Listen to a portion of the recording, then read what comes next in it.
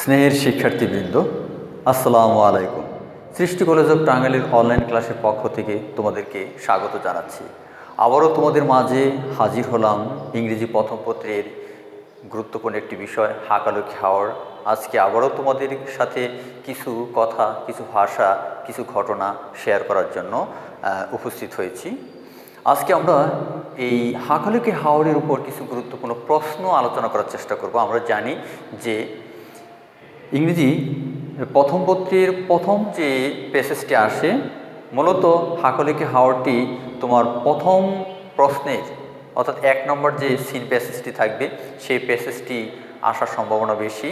তো যা হোক, আজকে আমরা প্রথম যে কোশ্চেনটি থাকে 5টি অবজেক্টিভ কোশ্চেন আর 5টি তোমার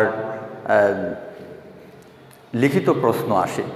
তো আজকে আমি তোমাদের লিখিত প্রশ্নের উত্তর কীভাবে লিখতে হয় সেই বিষয়ে কিছু কথা বলবো।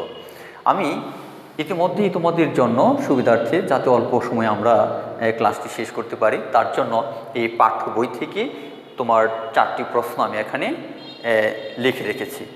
আজকে আমি এই প্রশ্নগুলো তোমাদের সাথে শেয়ার করতে চাচ্ছি যে কীভাবে আমরা প্রশ্নের উত্তরগুলো অতি সহজেই উত্তর করতে পারি। এখানে প্রথম প্রশ্নটি একটু খেয়াল করে দেখো। এখানে প্রশ্নে বলা হয়েছে, এই প্যাসেজ থেকে কিন্তু প্রশ্নগুলো করা হয়েছে পাঠ্য বই থেকে। Why is Hakaluki Haor an important source of fisheries? Fisheries কথাটির অর্থ হচ্ছে মৎস্য, মাছ। এখানে বহুবচন হিসেবে ব্যবহার করা হয়েছে, ফিশ থেকে ফিশারিজ। যাই হোক, এখানে বলা হচ্ছে যে কেন, why is Hakaluki Haor an important source of fisheries? Source মানে উৎস। তাহলে হাকালুকি হাওরটা কি তোমার মাছের বা মৎস্যের উৎস হিসেবে এতটা গুরুত্বপূর্ণ গণনা করা হয় কেন? কেন তোমার হাকালুকি হাওরটা খুবই গুরুত্বপূর্ণ সোর্স, উৎস কিসের? অফ মানে এর, ফিশারিজ মৎস্যের। অর্থাৎ মৎস্যের জন্য হাকালুকি হাওরটা এত গুরুত্বপূর্ণ কেন, সে প্রশ্নটা করা হয়েছে। এখন এই প্যাসেজ, তোমরা যদি এই প্যাসেজটি ভালো করে পড়ো, দেখবে এই প্যাসেজের কিন্তু একটি চমৎকার একটি প্রশ্ন এখানে এই লাইন থেকে সরাসরি বলা হয়েছে যে হাকালুকি হাওর is an important source of fisheries sources for Bangladesh. অর্থাৎ বাংলাদেশের মৎস্যের জন্য, মাছের জন্য হাকালুকি হাওরটি একটি গুরুত্বপূর্ণ উৎস হিসেবে কাজ করে। তাহলে এই প্যাসেজের আলোকে আমরা কি লিখতে পারি? এক একজন তোমার এক একভাবে উত্তর করতে পারো, তাতে কোনো সন্দেহ নেই। যা হোক, কিন্তু আমি যে কমন কথাটা বলবো, একটি বিষয় তোমরা মাথায় রাখবে যে প্যাসেজে এমন কিছু কথা যেটা সরাসরি বলা হয়নি কিন্তু বলা যায়, এমন কথাও কিন্তু তুমি শেয়ার করতে পারো, তোমার মতো করে সেই বক্তব্য উপস্থাপন করতে পারো। তাহলে আমরা যখন দেখব যে কোনো প্রশ্ন হোয়াই দ্বারা শুরু হয়েছে, তখন আমরা কীভাবে প্রশ্নের উত্তরটি লিখব? হোয়াই যখনই থাকবে তার মানে তোমার কারণটা উল্লেখ করতে হবে। তুমি যদি, তোমাকে প্রশ্ন করা হয় কেন তুমি এখানে আসো, তখন তুমি বলবে আমি এখানে আসি কোনো কিছু শেখার জন্য। ঠিক এরকমভাবে আমাদের উত্তরটা করতে হবে। তাহলে যে প্রথমে আমরা তাহলে কী লিখবো? যখন হোয়াই দ্বারা কোনো প্রশ্ন করা হবে তখন তুমি আগে সাবজেক্টে লিখবে। যেমন হাকালুকি হাওর, হাকালুকি হাওর ইজ, যেহেতু এটা ছিল প্রশ্ন, আমরা উত্তর লিখব, সুতরাং আমাকে কী করতে, সাবজেক্টের উপর ভার্ব ব্যবহার করতে হবে। তাহলে হাকালুকি হাওর is an important source of fisheries because, খেয়াল করে দেখো, তাহলে হোয়াই দ্বারা যখন প্রশ্ন করা হবে তখন তুমি কি করবে? আগে সাবজেক্টে লিখবে, তারপর ভার্বটি লিখবে। ভার্ব থেকে বাকি অংশটুকু লেখার পর তুমি কি দিবে? এখানে বিকজ ব্যবহার করবে, কারণ যেহেতু এখানে তোমার কারণটা জানতে চাওয়া হয়েছে যে কেন এটাকে গুরুত্বপূর্ণ উৎস হিসেবে বিবেচনা করা হয়। সুতরাং তাহলে আমাদের এখানে কি করতে হবে? বিকজ ব্যবহার করতে হবে। তাহলে কারণটা কি আমরা লিখতে পারি? যেমন কি লিখতে পারি? যেহেতু আমরা জানি যে এই হাকালুকি হাওরটা কি, এটা খুবই গুরুত্বপূর্ণ কিসের জন্য? বিভিন্ন প্রকার মাছের জন্য। অথবা আমরা বলতে পারি যে because a great amount of fish we can find, আমরা পেয়ে যাই ফ্রম হেয়ার। তাহলে দেখো এখানে সহজে আমি কথাটা বলে দিলাম যে হাকালুকি হাওরটাকে মাছের জন্য, মাছের একটা গুরুত্বপূর্ণ উৎস হিসেবে তোমার বিবেচনা করা হয়। এটি একটি মাছের জন্য গুরুত্বপূর্ণ উৎস এই কারণেই, কারণ এখান থেকে আমরা কি পাই, because a great amount of fish, কারণ প্রচুর পরিমাণে মাছ উই ক্যান গেট অথবা উই ক্যান ফাইন্ড, আমরা পাই ফ্রম হেয়ার। তার ফাইন্ডের জায়গায় তুমি যদি ব্যবহার করো এখানে পাই, গেট ব্যবহার করতে পারো, গেট, উই ক্যান গেট, আমরা পেয়ে যাই ফ্রম হেয়ার, অর্থাৎ এই হাকালুকি হাওর থেকে আমরা প্রচুর পরিমাণে মাছ পেয়ে থাকি, যেটা সারা বাংলাদেশের অন্যান্য জায়গার তুলনায় এখানে তোমার প্রায় 50%-এর বেশি বলা চলে মাছ আমরা কিন্তু এখান থেকে পেয়ে থাকি। অথবা তোমার কি হতে পারে 40%, যাই হোক সেটা আমার হিসেব সঠিকভাবে এখানে বলতে পারবো না। সুতরাং এটা অন্তত জানি যে হাকালুকি হাওর থেকে আমরা তোমার সবচেয়ে বেশি পরিমাণে মাছ পেয়ে থাকি। এই কারণেই এখানে তোমার লেখক এই হাকালুকি হাওরটাকে গুরুত্বপূর্ণ উৎস হিসেবে বিবেচনা করেছেন, এই একটা বিষয়। অথবা তুমি অন্যভাবে বলতে পারো যে it is a most source of fisheries because many kinds of fish can be found from here. এভাবে তুমি উত্তরটি লিখতে পারো এবং এর জন্য তুমি নাম্বারটা পেয়ে যাবে। মাথা রাখবে তোমার লেখার জন্য নাম্বার পাবে 2, সুতরাং প্রশ্নের পরিধিটা বড় করার কোনো প্রয়োজন নেই, শুধু মূল কথাটা বলে তুমি লেখা শেষ করার চেষ্টা করবে। তারপর তুমি বলতে পারো যে so it is an important source of fisheries, অথবা বলতে পারি সো ইট ইজ কল্ড, এটা বলা হয় it is called an important source of fisheries. এবার 2 নম্বর প্রশ্নটি খেয়াল করো। Number 2, what are mother fisheries? Mother fisheries বলতে কী বুঝি? আমরা জানি যে এখানে মা ফিশারি বলতে কি আমরা বলতে পারি যে সবচেয়ে বড় যে মাছগুলো যারা কি করে বাচ্চা ফুটিয়ে থাকে, যারা ডিম দিয়ে থাকে, তাহলে গিভ বার্থ বলতে পারি আমরা। তাহলে আমার মতো যদি আমি বলি যে মাদার ফিশারিজ বলতে কী বুঝি, তাহলে আমি বলতে পারি যে মাদার ফিশারিজ, এখানে মাদার ফিশারিজ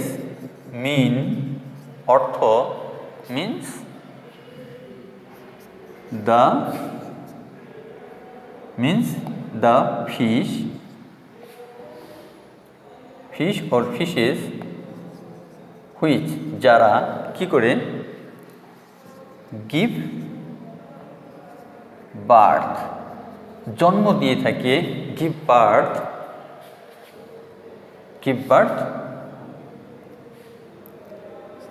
এ lot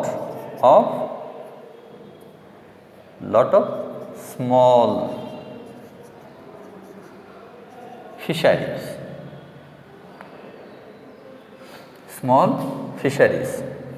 তাহলে এখানে এবার তুমি লিখতে পারো যে স্মল ফিশারিজ। তারপরটা বলছে দেখো এখানে কি, যে হোয়াট ডু দে, তারা কি করে থাকে, এই কথাটি কিন্তু বলা হচ্ছে যে তারা কি করে। দে প্যাসেজের ভিতরে দেখো এখানে বলা হয়েছে যে মাদার ফিশারিজটা কি করে থাকে, যে mother fisheries produce millions of fry মানে কি ছোট বাচ্চা, যে ছোট ছোট মাছদেরকে বলা হচ্ছে ফ্রাই, আর ফ্রাইস বহু বছর করা হয়েছে। তাহলে কি করে মাদার ফিশারিজ প্রডিউস মানে উৎপাদন করে, জন্মদান করে থাকে মিলিয়নস অফ ফ্রাইস। তাহলে এই জায়গাটুকু আমরা এখান থেকে অবিকল প্যাসেজ থেকে উত্তরটি আমরা লিখতে পারি। তাহলে দে কি করে, দে প্রডিউস, তারা জন্ম দিয়ে থাকে, তারা উৎপাদন করে থাকে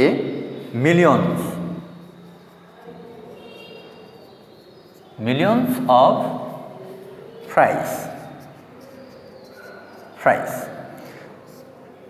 হচ্ছে তোমার ছোট পোনাদেরকে বোঝানো হচ্ছে, ছোট মাছের যে বাচ্চাটা তাদেরকে বোঝানো হচ্ছে ফ্রাই, আর এটার বহুবচন করা হয়েছে ফ্রাইস। সুতরাং মিলিয়ন্স অফ ফ্রাইস। এইভাবে thus they increase the number of fishes in our country। তাহলে দেখো এখানে কি বলছি, আবারও বলছি, এখানে যেহেতু বলা হয়েছে যে তোমার মাদার ফিশারিজটা কাদেরকে, হোয়াট আর মাদার ফিশারিজ, তাহলে এখানে মা মৎস্য বলতে কাদেরকে বোঝানো হচ্ছে, মা মৎস্য বলতে কি বোঝানো হচ্ছে। তাহলে এখানে তুমি এও বলতে পারো যে mother fishery means the parents fisheries, অথবা বলতে পারো mother fishery means the big fisheries who give birth ফ্রাইজ, এভাবে বলতে পারো। তাহলে তুমি তোমার মতো করে যেভাবে তুমি ভালো মনে করো, যেভাবে তুমি সহজ মনে করো, সেভাবে তুমি তোমার মতো করে পরীক্ষায় অ্যান্সার লিখবে। তবে আরেকটা বিষয় খেয়াল করবে, প্রশ্নটা যে টেন্সে থাকবে সেই টেন্সে কিন্তু তোমাকে উত্তর লিখতে হবে, নতুবা তুমি নাম্বার পাবে না। এবার তৃতীয় নম্বরটা আমি বলার চেষ্টা করব। দেখো তৃতীয় প্রশ্নটা বলা হয়েছে কি, যে হোয়াট বার্ড স্পিসিস মানে কি? স্পিসিস কথাটা অর্থ হচ্ছে আমরা জানি প্রজাতি, বহুবচন। স্পিস মানে প্রজাতি, আর species are seen here in winter, অর্থাৎ শীতের সময় সাধারণত কোন ধরনের, কোন প্রজাতির পাখি এখানে পাওয়া যায়, এখানে দেখা যায়। তাহলে আমরা জানি যে কোন ধরনের পাখি। এই প্যাসেজের ভিতরে দেখো, এই প্যাসেজটির ভিতরে চমৎকারভাবে একটি ছবি তোমরা দেখতে পাচ্ছ। এই ছবিটি কিসের? এখানে যে বার হেডেড গৌস মানে কি, এক ধরনের রাজহাঁস। এই রাজহাঁসের কথা বলা হচ্ছে। এখানে আরেকটা কথা বলছে যে শীতের সময় পৃথিবীর বিভিন্ন দেশ থেকে অনেক রকমের migratory birds come to visit our country or comes to take a shelter or come to take a safe shelter in Hakalaki Hawar। অর্থাৎ পৃথিবীর বিভিন্ন ইউরোপীয় মহাদেশ থেকে শীতের সময় অসংখ্য অতিথি পাখি আমাদের দেশে, বিশেষ করে হাকালকি হাওরে আশ্রয় নেওয়ার জন্য আসে। তাহলে এখানে বলা হচ্ছে যে what bird species are seen here in winter, শীতের সময় কোন ধরনের পাখি এখানে দেখা যায়। তাহলে অতিরিক্ত কথা আমাদের বলার দরকার নেই, তাহলে আমরা এখানে বলতে পারি এভাবে যে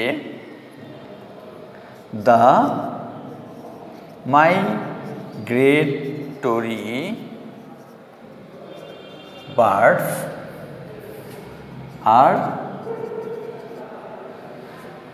আর সিন দেখা যায়, are seen here in winter. এর সাথে তুমি আরেকটা কথা যুক্ত করতে পারো, বিশেষ করে এখানে তোমার একটি গুরুত্বপূর্ণ রাজহাঁসের কথা বলা হয়েছে, বিয়ার হেডেড স্পেশালি। তাহলে আমরা বলতে পারি যে specially the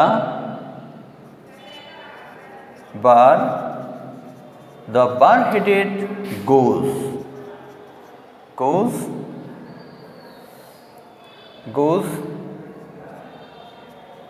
is the most attractive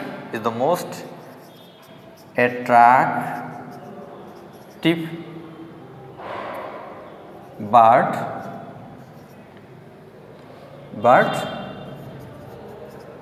for the visitors in winter।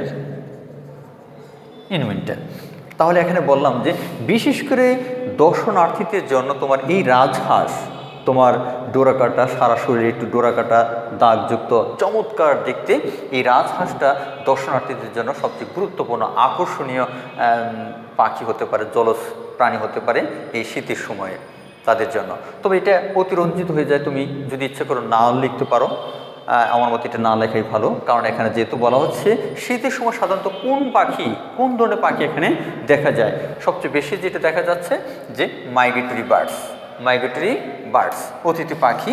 এই বার্ডসের জায়গায় তুমি কি আরেকটা শব্দ দিতে পারো, এখানে যেটা লেখা হয়েছে যে মাইগ্রেটরি ওয়াটার ফাউলস। এই বার্ডসের পরিবর্তে তোমরা এই শব্দটা ব্যবহার করবে, water fowl, water fowl. Water fowls কথার অর্থ হচ্ছে তোমার জলচর পাখি, জলচর প্রাণী বা জলচর পাখি। যে সমস্ত পাখি পানিতে বসবাস করে আবার ডাঙায় বসবাস করে তাদেরকে তোমার কি বলে, ওয়াটার ফাউলস। তাহলে আমরা বলতে পারি the migratory water fowls are seen here in winter. এইটুকু হচ্ছে তোমার সবচেয়ে কার্যকর অ্যান্সার। আর নিচে যতটুকু বললাম এটা তোমার অতিরিক্ত বললেও পারো, না বললেও কোনো সমস্যা নেই। তবে এইটুকু তোমাকে অবশ্যই লিখতে হবে যে শীতের সময় কোন প্রজাতির পাখি এখানে বেশি দেখা যায়।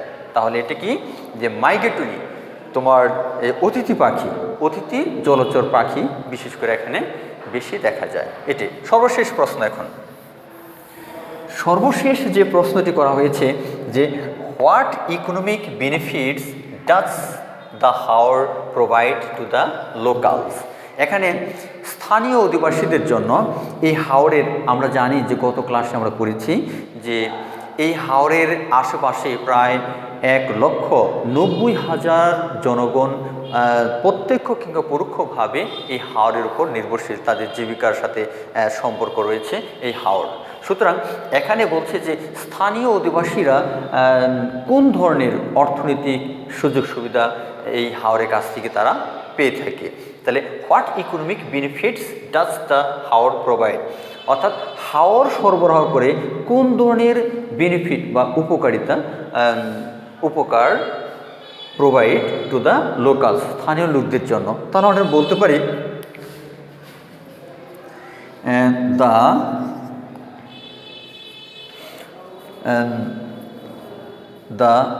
তাহলে এখানে শুরু করবো, এইটা হলো সাবজেক্ট, দ্য হাওর প্রোভাইড। একটি বিষয় খেয়াল করবে, যখন দেখবে তোমার ডাজ দ্বারা কোনো প্রশ্ন করা হয়েছে সেক্ষেত্রে সাবজেক্টটা লেখার পর তোমরা ভার্বের সাথে এস কিংবা ইএস যুক্ত করে দিবে। তাহলে এখানে কি, যেহেতু এখানে প্রোভাইড রয়েছে সুতরাং এখানে কি হবে, প্রোভাইডস হবে। The Haor provides many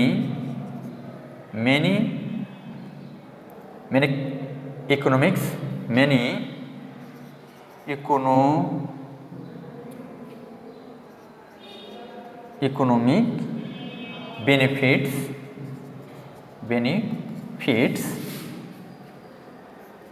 to the locals such as, যেমন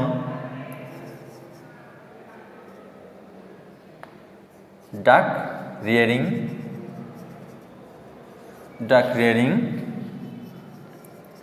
cattle and buffalo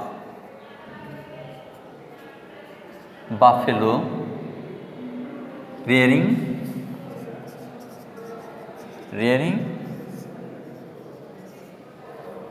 and rice production।